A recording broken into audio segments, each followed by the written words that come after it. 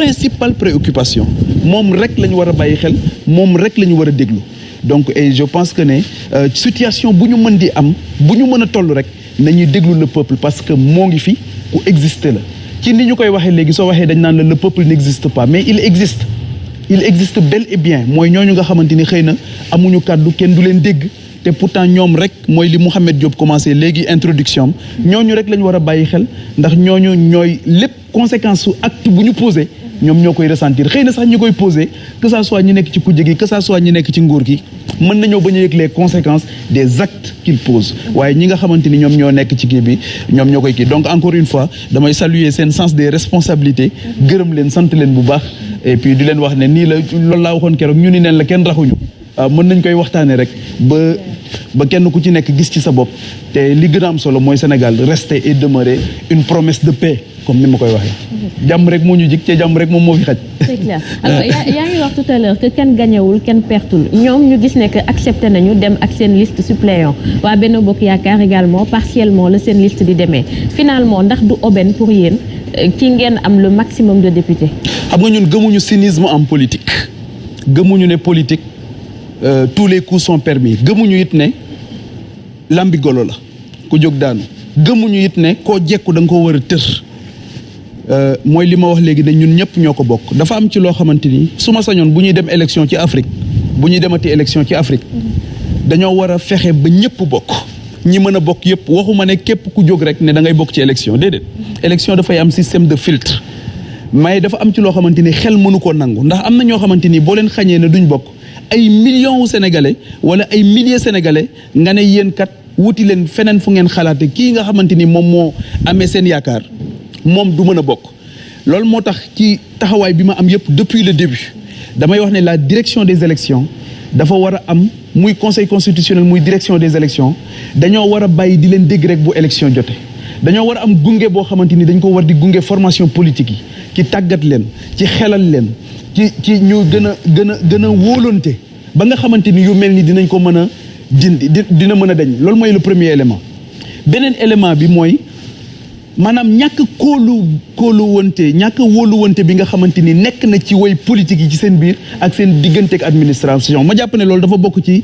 li Sénégal li tardel Sénégal mosumaa gis li ci histoire du Sénégal mooy ay ku nekk day dem yendu ci ay liste moroomam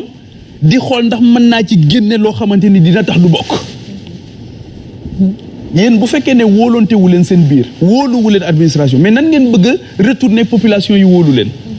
donc démocratie wala république gentleman agreement la mooy dafa am ci loo xam dañ koy d'accord ci rafetalin boo xamante ni war nañ koo ànd bu rafet te loolu mooy li ci jiitu mooy ni ma ko waxee léegi ñu ni neen la kenn raxuñu ñu moytu egg ci xëccoo yóbbuñu ci xen ak bañante boo xamante ni kenn ku ci nekk dootul bëgg a teg boppam bët wala kenn ku ci nekk jàpp ne suba war naa ko faagaagal te foofu nga may brèche ma wax ne am na ci lu ñu gis loo xamante ni tamit ci Sénégal c'est un précédent dangereux te war nañ ci wax ba nga xamante ni foog mu dañ mooy ay détention arbitraire wala arrestation arbitraire mënoo xëy rek daal di jël nit tëj ko ci këram wala tëj ko ci koñam wala jël nit yóbbu ko lu dul da ngaa am ordonnance du juge maanaam il n'y a que le juge moom rek moo mën a wax ne Mouhamed Diop taykat lii la ñu teg ci kawam jëli leen ko indi mandat d'arrêt bu fekkee ne nekku fi wala mandat d'amener bu fekkee ne dafa bañ donc yooyu tamit jàpp naa ne il faut que ñu moytu insécurité juridique yooyu nga xamante ni mën naa dal ci kaw ku nekk te comme niñ koy waxee da nga naan du doon man ba muy tëb dal ci sa kaw donc loolu aussi maa ngi ci interpeller la responsabilité des autorités la responsabilité de l'État beneen bi aussi ñu xam ne askan ak société ni ñu koy tëggee mooy dafa mel ni ñu ne justice du yëfu waa juge rek du c'est pas les acteurs du secteur de la justice rek ñoo moom justice c'est une affaire de la société école du yëfu waa école rek santé du yëfu waa santé rek dinaa si ñëwaat si biir waxtaan bi ci sunu réew habitude bi ñu am léegi nga xamante ni bu waa santé di xeex dañ leen di bàyyi ñuy xeex dem ba sonn ba tudde seen mbir ànd gësam kenn du leen dégg agriculture bu ñuy xeex kenn du leen dégg bu ñàkkee semence wala ñu ñàkk maanaam bu ñàkkee jiwu wala ñu ñàkk engrais di coow kenn du leen dégg noonu lañ njàng mi dem nañ ba tuddee seen mouvement de contestation la revalorisation de la fonction enseignante te gisuñu mu jaral nit ñi benn xataraayu bi donc nag loolu man bokk na ci approche bi nga xamante ni dinaa koy indi ci waxtaan bi mooy nañu fexe ba lépp lu xew ci société bi ñu bañ ko bàyyi ak ñooñu parce que bu fekkee ne la case de Birama brûle yow nga ne sama bos lakkagul mag ñi dañ doon wax ne ñax gu wow mën naa lakk sax ñax bu tooy te bu tooy daa jàppoon ne moom du lakk donc encore une fois yooyu yëpp pour revenir à ta question Khadija ñun bu ñu sañoon ñëpp bokk jàpp nañ ne discours bi ñu am sénégalais yi ñoo ngi koy dégg jàpp nañ ne it li ñuy def pour sénégalais yi ñoo tax ñu koy def ak fu ñu mën a nekk ak fu ñu mën a bokk donc kenn bañ a bokk wala keneen bañ a bokk li ñu gëm mooy Sénégal mandat boolewuñu ak moom taxawaay moo ñu boole ak moom bëgg moo ñu boole ak moom nekk sénégalais boo xamante ni jàpp nañ ne tey war nañoo sonn ngir Sénégal moo ñu boole ak Sénégal donc loolu moo tax ñu jàpp ne encore une fois du aubaine comme ni nga koy waxee ndaw ñi ñu àndal on va saisir toutes nos chances ak mag ñi nga xamante ni aussi yéene nañ ñu amee seen kaddu fële ci pencu ndawu réew mi. incha allah Fatou.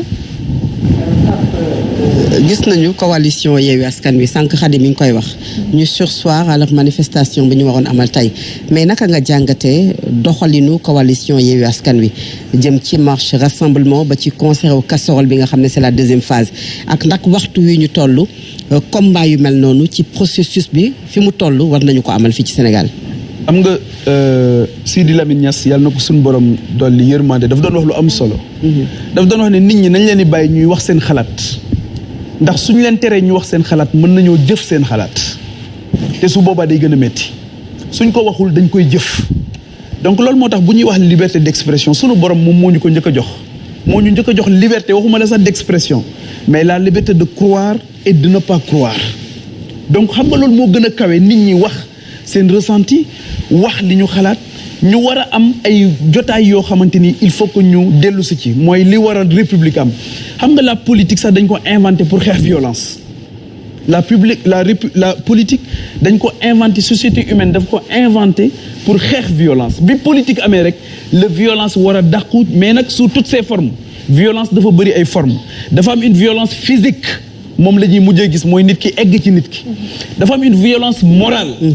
te boobu it gis nañ ko ci espace bi dafa am une violence symbolique dafa am sax une violence psychologique mooy bi nga xamante ni léegi ñoo ngi koy tàmbalee gis mooy ma wuuteeg Fatou Abdou ne dinaa ko xor ñoññal wala ma xoqatal ko ba dootul am fitu wax li mu xalaat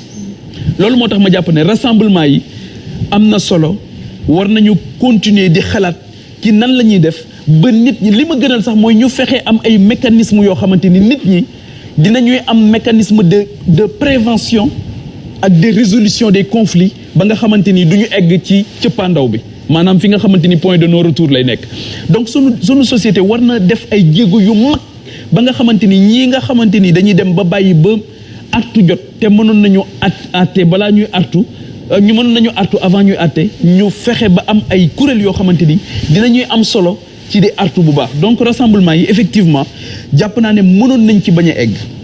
su fekkoon ne li ma njëkk a wax ci sama prise de parole def nañu ko mooy encore une fois la direction des élections liggéey bi mu war a def ci gunge mu def ko le conseil constitutionnel aussi ñu bàyyi di ko dégg rek ci wàllu élection parce que ñooñu ñëpp ña fa nekk dañ fay nekk 12 mois sur 12 365 jours askanu Sénégal di leen fay